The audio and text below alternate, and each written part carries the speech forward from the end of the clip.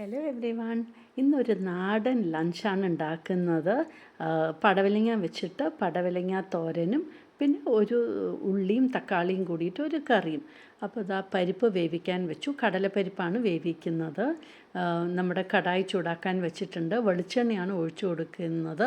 കടുക് പൊട്ടിച്ചു, ചുവന്ന മുളക്, പിന്നെ ഒരു സവാള കട്ട് ചെയ്തത്, പച്ചമുളക് ഒരെണ്ണം കീറിയിട്ടു, കരിവേപ്പിലയും, എന്നിട്ട് നന്നായിട്ട് വഴറ്റി കൊടുത്തു.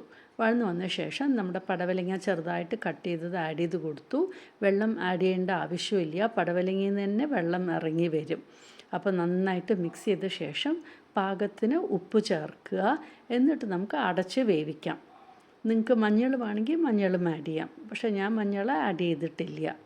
അപ്പോൾ ഇതാ നന്നായിട്ട് മിക്സ് ചെയ്ത് കൊടുത്ത ശേഷം നമുക്കിത് കവർ ചെയ്ത് കുക്ക് ചെയ്തെടുക്കാം. അപ്പോൾ വേഗം ആകുകയും ചെയ്യും. അതും ഇത് ഇരുമ്പ് ചീഞ്ചട്ടി ആകുമ്പോൾ പറയുക വേണ്ട, വേഗം അങ്ങോട്ട് കുക്കായി കിട്ടും നമുക്ക്. പടവലങ്ങ ഇപ്പം തന്നെ വെന്തിട്ടുണ്ട്, നമ്മുടെ പരിപ്പും വെന്തിട്ടുണ്ട്. ഇനി പരിപ്പ് ഇതിലേക്ക് ആഡ് ചെയ്ത് കൊടുക്കാം. കടലപ്പരിപ്പാണ് ആഡ് ചെയ്തിരിക്കുന്നത്. എന്നിട്ട് വീണ്ടും നന്നായിട്ട് മിക്സ് ചെയ്ത് കൊടുത്ത് 2 മിനിറ്റ് വീണ്ടും അടുപ്പിൽ ഇരിക്കട്ടെ. എന്നിട്ട് നാളികേരം ചേർക്കുകയാണ്. അരയ്ക്കേണ്ട ആവശ്യമൊന്നുമില്ല, ജസ്റ്റ് നമ്മുടെ ഫ്രഷായിട്ട് നമ്മളെടുത്ത നാളികേരമാണ്. അത് ആഡ് ചെയ്ത് കൊടുത്ത് നന്നായിട്ട് മിക്സ് ചെയ്ത് കൊടുത്തു. പടവലങ്ങ തോരൻ റെഡിയായി. ഇപ്പം നമ്മുടെ സിമ്പിൾ കറിക്ക് വേണ്ടിയിട്ട് വെളിച്ചെണ്ണ വീണ്ടും ചട്ടിയിൽ ചൂടാക്കി അതിലേക്ക് ഒരു സവാള, പച്ചമുളക്, ഇഞ്ചി, കരിവേപ്പില ഇതാണ് ആഡ് ചെയ്ത് കൊടുത്തിരിക്കുന്നത്. നന്നായിട്ട് അങ്ങോട്ട് വഴറ്റി കൊടുക്കണം. നമ്മുടെ സവാള ഒന്ന് സോഫ്റ്റായാൽ മതി. ഇനിയിപ്പോൾ ഇതിലേക്ക് ഒരു മീഡിയം സൈസ് ടൊമാറ്റോ ആണ് ആഡ് ചെയ്തിരിക്കുന്നത്. തക്കാളിയും നന്നായിട്ടൊന്ന് വഴറ്റി കൊടുക്കുക. തക്കാളിയും ഒന്ന് സോഫ്റ്റായിട്ട് വരുമ്പോൾ ഇതിലേക്ക് നമുക്ക് വെള്ളം ഒഴിച്ച് കൊടുക്കാം. പിന്നെ പാകത്തിന് ഉപ്പും മഞ്ഞൾപ്പൊടിയും ആഡ് ചെയ്ത് കൊടുക്കാം.